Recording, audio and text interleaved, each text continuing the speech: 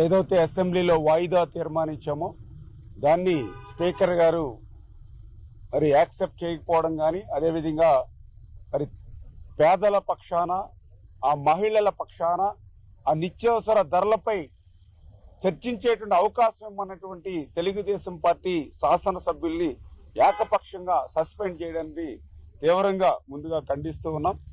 ఎందుకంటే ఈరోజు రాష్ట్రంలో చూస్తూ ఉన్నాం, ఎక్కడ చూసినా కూడా కేవలం ₹9 డేటా సైన్స్ యూజింగ్ పైథాన్. ఇప్పుడే brainovision.in లో రిజిస్టర్ అవ్వండి. ఏమీ కొనేటట్టు లేదు, ఏమీ తినేటట్టు లేదని గతంలో ఒక పాత సినిమాలో ఒక పాట మనం చూస్తుండేవాళ్ళం. ఆ పాట ఈరోజు ప్రతి ఇంటిలోనూ కూడా సామాన్యుడు వాడుకునేటువంటి పరిస్థితి వచ్చింది. ఈరోజు ఎక్కడ చూసినా కూడా ధరలు మోత, పన్నుల వాత. ఇదే జగన్మోహన్ రెడ్డి పాలన.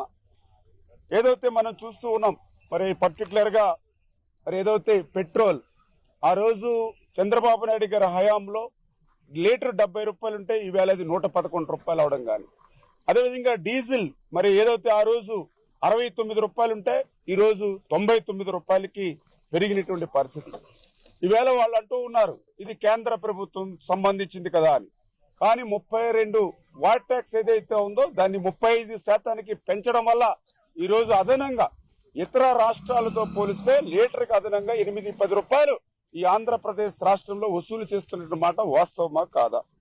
అదేవిధంగా ఏదైతే బియ్యం ఏదైతే ఉందో గతంలో ₹40 ఉంటే ఈవేళ ₹55, ₹60 కేజీ మరి పెరిగినటువంటి పరిస్థితి. కందిపప్పు గతంలో ₹80 ఉంటే ఈవేళ ₹160 అయినటువంటి పరిస్థితి. కానీ అదేవిధంగా చింతపండు ₹120 ఉంటే ఈరోజు ₹240. మినపప్పు గతంలో ₹70 ఉంటే ఈవేళ ₹150.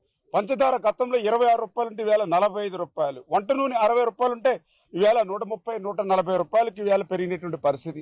అన్నిటికీ మించి ఈవేళ గ్యాస్ మరి గత తెలుగుదేశం ప్రభుత్వంలో మరి ఆ రోజు ₹600 గ్యాస్ సిలిండర్ ఉంటే ఈ రోజు మరి ₹1,200 వరకు ఎగబాకినటువంటి పరిస్థితుల్లో మళ్ళీ ఆ మహిళలు కట్టెల పొయ్యి వైపు చూస్తున్నటువంటి పరిస్థితి, దుస్థితి.